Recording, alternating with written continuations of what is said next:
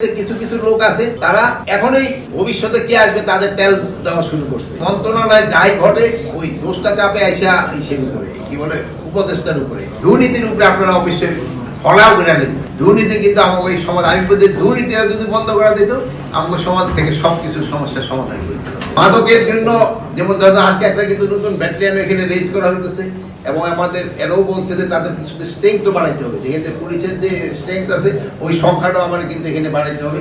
Plus ওই যে আমাদের যে মাদকের যারা আছে এই তাদেরও কিছুটা আমরা সংখ্যা বাড়ানোর চেষ্টা করতেছি।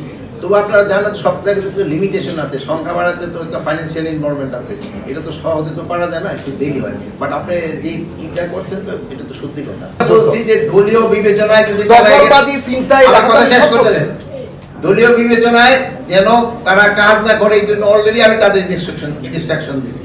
এখানে এখনকার যে পরিবেশ এই পরিবেশে কিন্তু তাকে কাজ করতে সবচেয়ে সুবিধা, কিন্তু তার ক্ষেত্রে কিছু কিছু লোক আছে তারা এখনই ভবিষ্যতে কি আসবে তাদের তেল দেওয়া শুরু করছে। এই তেল দেওয়া যেন বন্ধ করে এই জন্য তাদের আপনারা বলুন যে আমরা কাউরে বলছি কিনা ধরা যাবে না। এখন হলো কি মন্ত্রণালয়ে যাই ঘটে ওই দোষটা চাপে আইসা ইসের উপরে কি বলে উপদেষ্টার উপরে। কিন্তু এখানে তো বাহিনী যেমন আমার ইসে আছে, স্বরাষ্ট্র দল 10টা বাহিনী আছে, আপনার কৃষিতে বুঝি 17টা হয়ে গেছে। মানে আপনারা ওই ওনাগর সমস্যাটা কিন্তু আমাদের কাছে আসে, কিন্তু অনেক সময় আছে যে সমস্যাটা আমাদের কানে আসতে দেরি হয়। বিজেপির এখানে ফ্ল্যাগ রেজিং একটা সেরিমনি আছে, প্লাস আমাদের এখানকার যে কর্মকর্তারা আছেন তাদের সাথে একটু মত বিনিময় করা। আইন শৃঙ্খলা পরিস্থিতি নিয়ে আমাদের এখানে আলোচনা হয়েছে।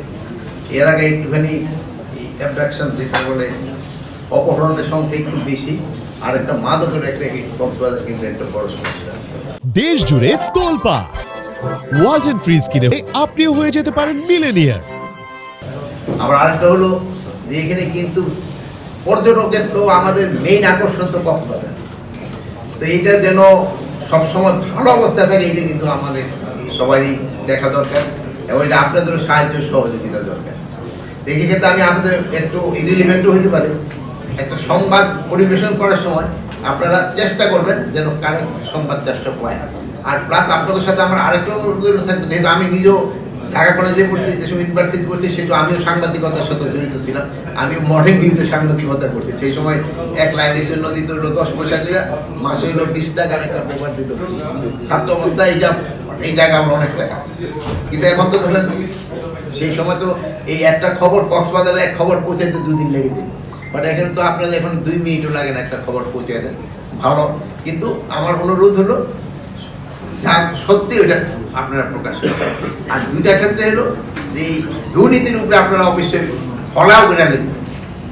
দুর্নীতি কিন্তু আমাকে এই সমাজ, আমি বলতে দুর্নীতিটা যদি বন্ধ করা দিত আমাদের সমাজ থেকে সবকিছু সমস্যার সমাধান করে দিত। হ্যাঁ, আপনি যেটা কথা বলছেন এটা সত্যি কথা বলছেন। এর অপহরণটা অনেক বেশি, আর অপহরণের সাথে কারা জড়িত এটাও আপনারা জানেন।